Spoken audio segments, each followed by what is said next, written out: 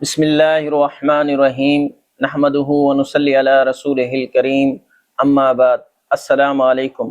آج ہم بات کریں گے خواب کے اندر بھووں کا دیکھنا کیسا ہے۔ علامہ ابن سیرین رحمہ اللہ تعالی علیہ ارشاد فرماتے ہیں کہ خواب کے اندر بھووں کا دیکھنا دین ہے۔ اگر کوئی شخص خواب کے اندر دیکھے کہ اس کی بھویں پوری اور بے نقصان ہیں تو یہ خواب صاحب خواب کے لیے دلیل ہے کہ اس کی زینت پوری اور کامل ہے۔ اسی طرح اگر کوئی شخص دیکھے کہ اس کی بھویں گر گئی ہیں تو یہ خواب صاحب خواب کے لیے پہلے کے برخلاف ہے۔ اگر کوئی شخص خواب کے اندر دیکھے کہ اس کی بھویں گر گئی ہیں تو یہ خواب صاحب خواب کے لیے پہلی صورت کے برخلاف ہے۔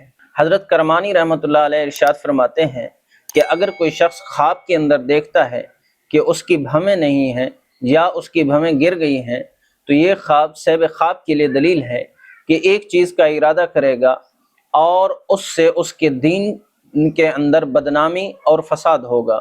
اور اگر کوئی شخص خواب کے اندر دیکھتا ہے کہ اس کی بھویں موجود ہیں اور گری نہیں ہیں تو یہ خواب صاحب خواب کے لیے دلیل ہے کہ کسی چیز کا ارادہ کرے گا اور نیک نامی اور دین کی اصلاح ہوگی۔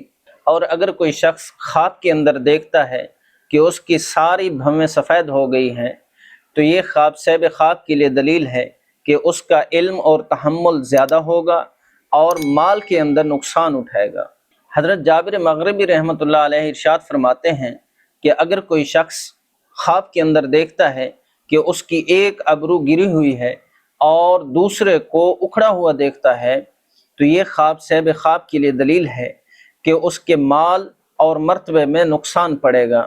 جبکہ اسی پر بعض معبرین فرماتے ہیں کہ ابرو کا گرنا اور اکھڑنا دیکھنا یہ خواب صاحب خواب کے لیے دین کی زینت کے نقصان پر دلیل ہے۔ اللہ پاک سے دعا گو ہوں کہ اللہ پاک ہمارے لیے ہمارے ان خوابوں کو باعث برکت اور رحمت بنائے۔ السلام علیکم ورحمۃ اللہ وبرکاتہ۔